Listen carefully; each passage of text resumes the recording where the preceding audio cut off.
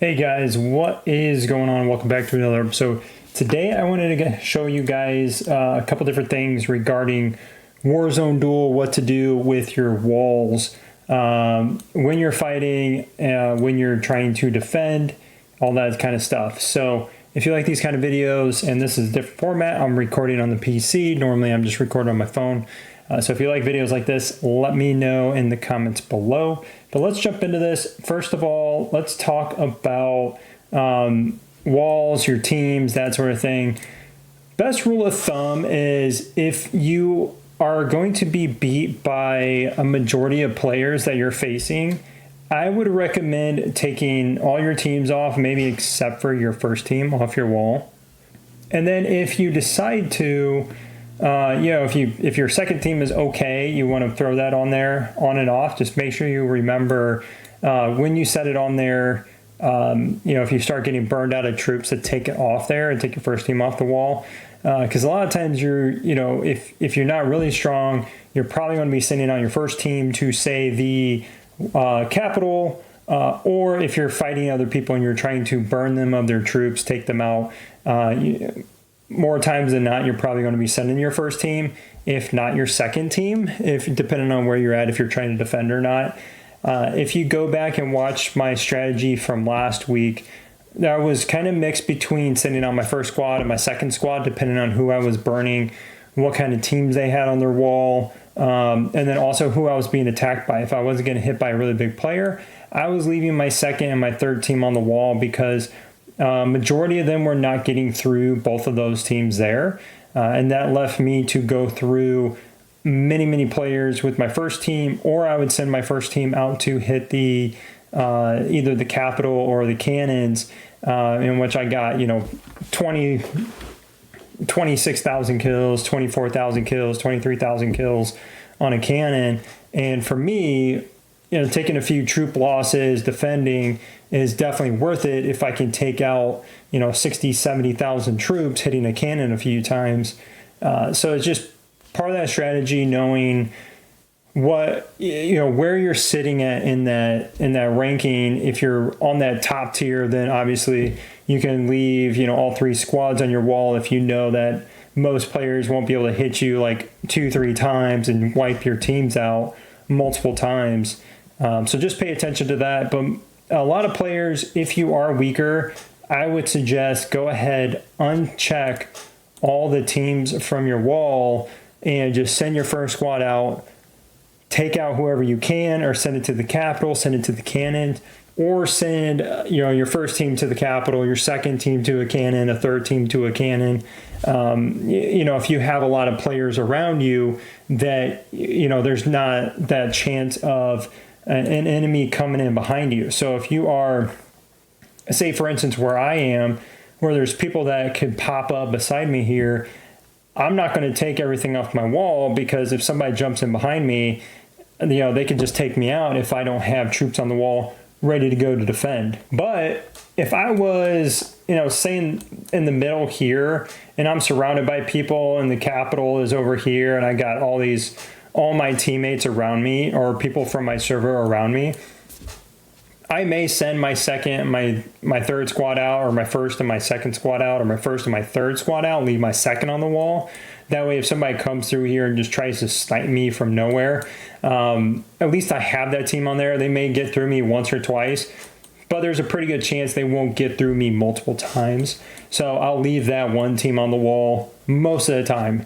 Now, I'll be paying attention to see who's going to hit me. What I usually do, what I started doing recently, is I'll mark the players, from the other server that are going to be total hero power higher than mine.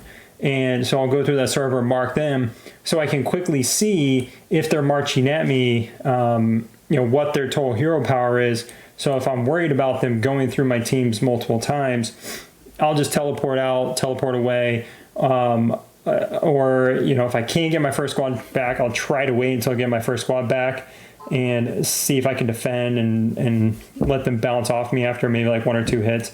Because the other thing too is you have to remember, if you're close to the capital or close to a cannon, you don't want to give up prime real estate. So if you're really close and, say I'm sitting right here and this is the cannon and I teleport away, if somebody else is ready to go and they jump in there and take that spot, I just gave up a spot for free just to avoid losing, 2,000 troops or 4,000 troops or whatever it may end up being.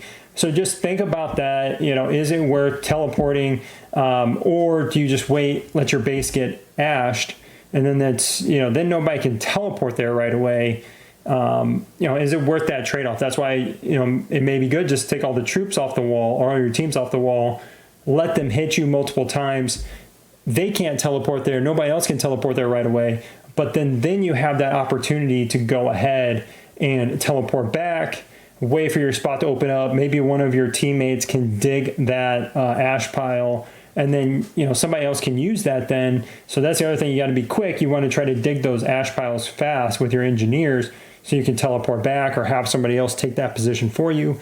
If you're communicating, you say, hey, I'm about to get hit by somebody. Can somebody take this spot? That may be an option too.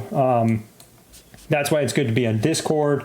If you have voice Discord for your server, that's always useful to let people know where you're at, where you're going, especially if you are close to the capital or a cannon in those valuable spots. So, but again, most players, if you are super close, just pay attention to what's around you. Take the teams off the wall.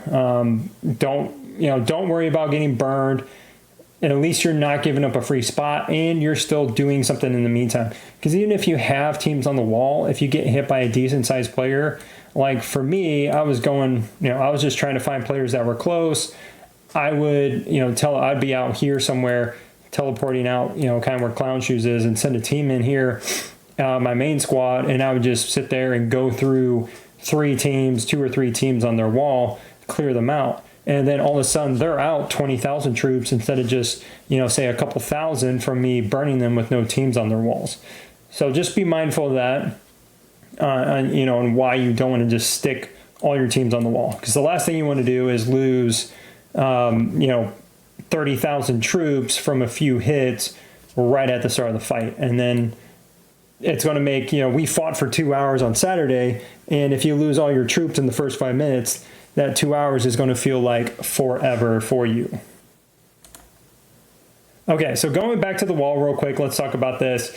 If you are setting up your wall, make sure you don't have them in the wrong order. I have seen that before where for whatever reason, say this was on your wall right now and you had your third team last.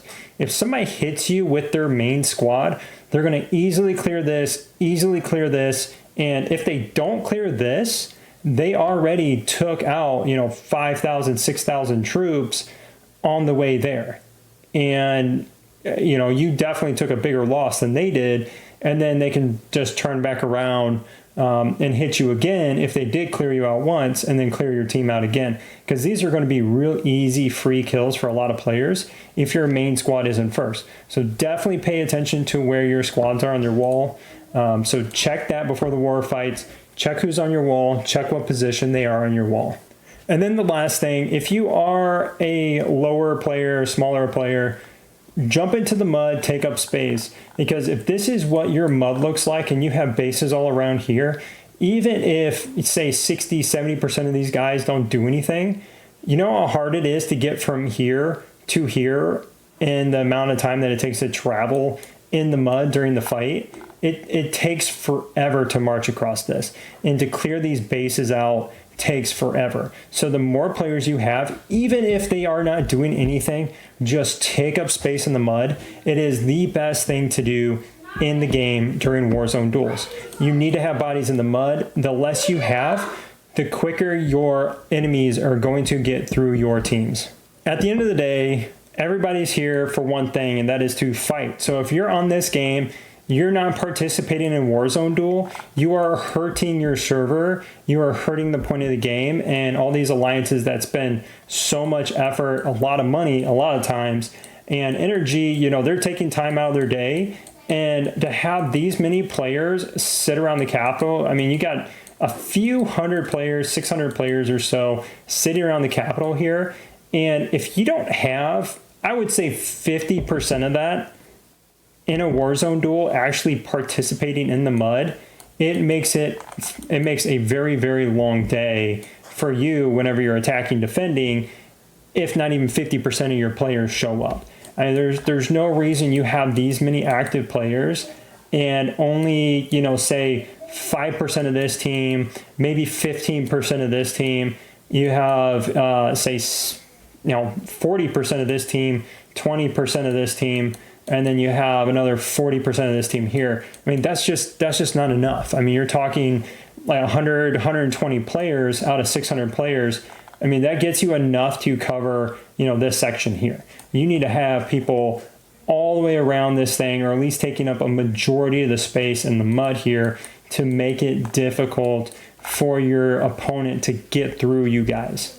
But that's it for today, guys. Thanks again for watching. Again, if you like these type of videos, let me know in the comments below, and I'll catch you guys in the next one.